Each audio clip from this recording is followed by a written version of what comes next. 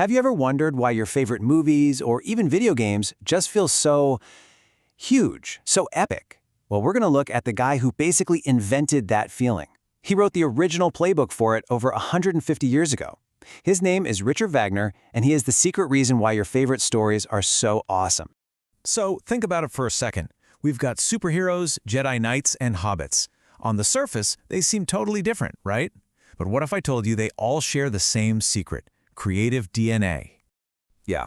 You know that feeling you get? The giant battles, the music that gives you goosebumps, the worlds you just completely get lost in. All of that, it comes from a blueprint, a master plan, designed by this one German composer, Richard Wagner. Okay, so this guy Wagner, he was not your typical composer. He was a total rebel. He looked at the operas and the music of his time and was basically like, this is broken, he thought. Why does all the action have to stop just for a song? Why is the music just boring background noise? See, he didn't just want to write music. He wanted to build entire worlds you could dive into. He had this master plan, and it had a very long, very German name, Gesamtkunstwerk. Now, I know, that sounds super complicated, but the idea behind it is actually pretty simple. Just imagine your favorite open-world game or a huge Marvel movie.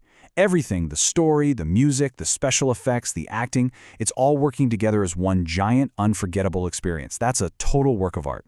And this was his recipe. Wagner was convinced that for this whole thing to work, one person had to be in charge of everything. Not just the music, but also the story, the set design, even the building it was performed in. It was all about creating a reality so complete that you couldn't help but get totally sucked in. So the big question is, how'd he do it?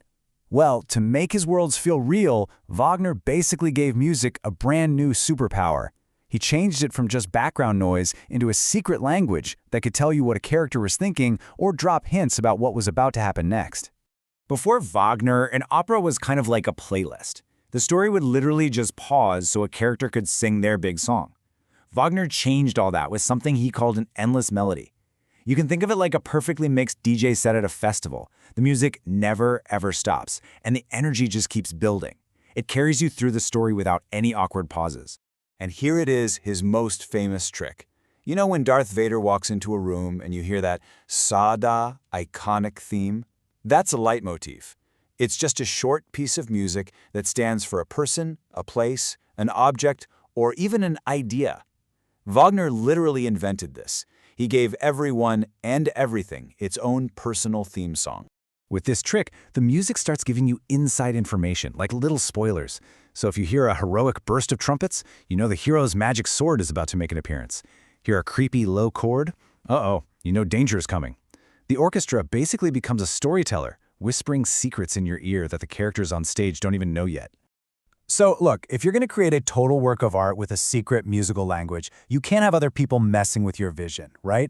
Wagner realized he needed total creative control. He had to be like a modern film director, who not only directs, but also writes the script, composes all the music, and even designs the movie theater. And this was his three-step plan to get it done. Step 1, he wrote all his own stories. He went digging through old myths and legends about gods and heroes to get the most epic material. Step 2, because he wrote the words, he could make the music fit them perfectly. The story and the music came from the same brain. And then, step 3, the final craziest step, he built his own theater. Seriously, he had a revolutionary theater built in Germany, and it was basically the world's first IMAX. He designed it with a special hidden orchestra pit, so you couldn't see the musicians. You just felt this huge sound washing over you. He engineered special acoustics so it would sound like music was coming from all around you. And get this, he was the first person ever to turn all the lights off on the audience, so there was zero distractions from the world he was building on stage. Okay, so why does any of this history stuff matter to you today? Because Wagner's master plan for a total work of art didn't just end in the 1800s. It became the official rulebook for pretty much every blockbuster movie you've ever seen. I'm telling you, once you see it, you'll see his blueprint everywhere. When you hear the theme for the Avengers, that's a leitmotif. When you're sitting in a dark theater with surround sound speakers, that's a Wagner idea. The fact that so many big movies are based on myths and legends, that's right out of his playbook.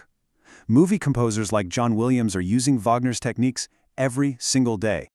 So, if you boil it all down, it comes to this. Richard Wagner didn't just write music, he invented the blueprint for the epic, immersive entertainment that we all watch and play today. His dream of a total work of art really did become the instruction manual for how to build incredible new worlds. So, the next time you're watching a movie or playing a game, I want you to listen really closely. Listen for those character theme songs. Notice how the music swells up to build tension or make you feel sad. And think about the fact that you're sitting in a dark room, totally focused on the screen. You're not just watching a movie, you're having a Wagnerian experience. Now that you know the blueprint, do you think you'll ever watch a movie the same way again?